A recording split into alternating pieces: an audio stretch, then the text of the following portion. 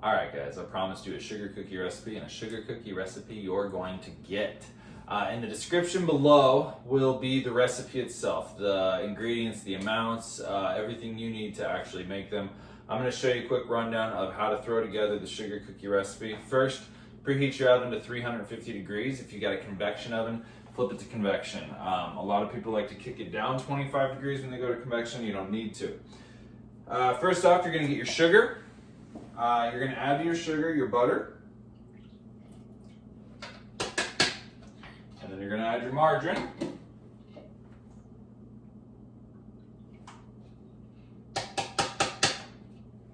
Then after you add your butter and your margarine, you're going to cream them together until it's nice and smooth.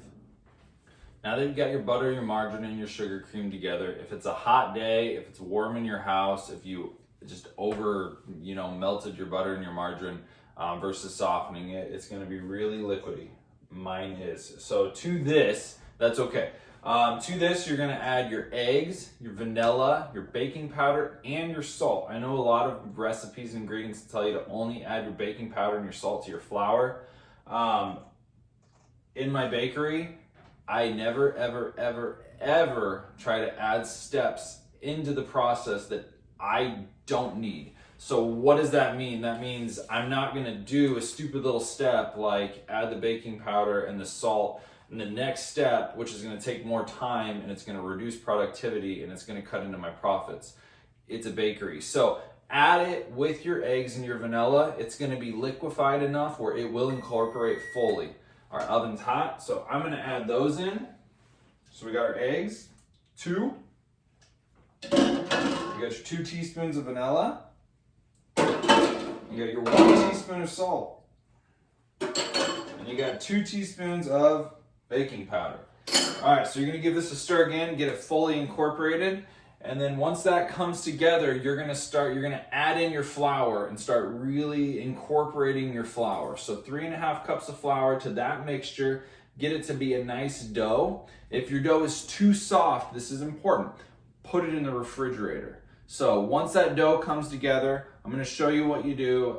If you have an auto-release cookie scoop, that's going to be the best way to get your cookies proportionate. If you don't, it doesn't really matter. So once I get my dough together, I'm going to show you what the next step of our sugar cookies is.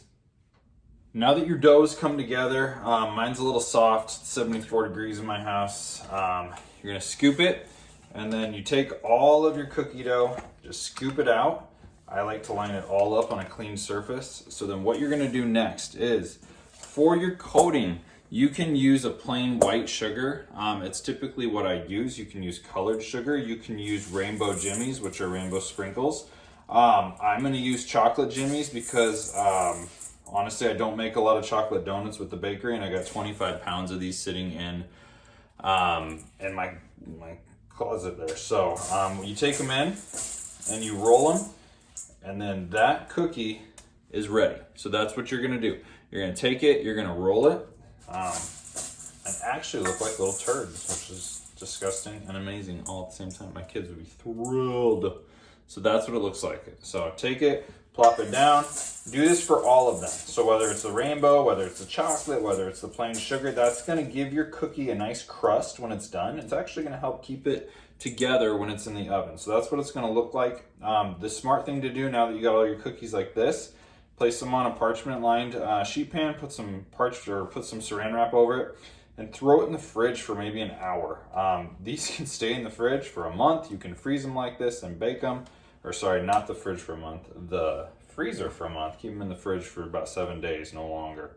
All right, so now that you've got your cookies chilled, mine are not, just because I'm gonna keep this quick and get you guys an end result. Not that it matters on this, but now that the cookies are chilled, throw them on a sheet pan. So when you're on the sheet pans, these are half-size sheet pans. You can fit 12 per sheet pan, 4 rows of 3.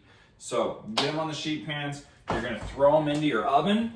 When they go in the oven, watch them. You might need to switch the top ones down and the bottom ones up. You know how it goes. You know your oven better than I do, so if your oven needs switched around, do it. Set a timer for 8 minutes. These do not take long to cook. So 8 minutes, you're gonna be good to go, especially like mine where they weren't chilled. 8 minutes, done. If yours were chilled, probably 10. So if you're not running convection at 350, probably 10. If you're running convection at 350 and you chill them, 10. Convection, 350 room temp, probably closer to that 8. They may go a little bit longer, just judge the cookie. The thing you don't want to do with the cookie, and I see it so many times, is overcook the flippin' cookie. Everybody puts all this time into a beautiful, wonderful cookie, and they bake the bejesus out of it. Don't do that. Don't be afraid to pull it out a little soon. Really, all you gotta do is get the flour up to temperature. Everybody thinks you're gonna get sick from the eggs in the cookie dough. That's not true. What makes you sick in the cookie dough is the flour. 1 in every 20,000 eggs has a contaminant on the inside of the egg. Almost every bag of flour you can get sick from if you eat it raw. That's why every bag of flour, whether you read it or not, says always cook the flour. So that's your risk of eating uncooked cookie dough. Anyway, so let that bake and then enjoy a warm cookie. Let it cool. These are fantastic in the freezer. They will last forever for you. This recipe is going to make you right about 21, 22 cookies. If you do them the size I did, again, that's irrelevant. You can make one giant cookie. I don't care. You do you. Enjoy the cookie. I hope you enjoy the recipe.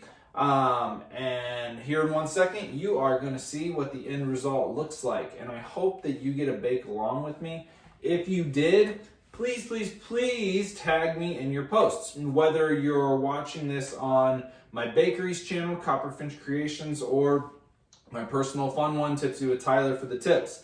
Tag the account if you bake along. I want to know what you thought. I want to know how yours turned out because I think you're going to love them.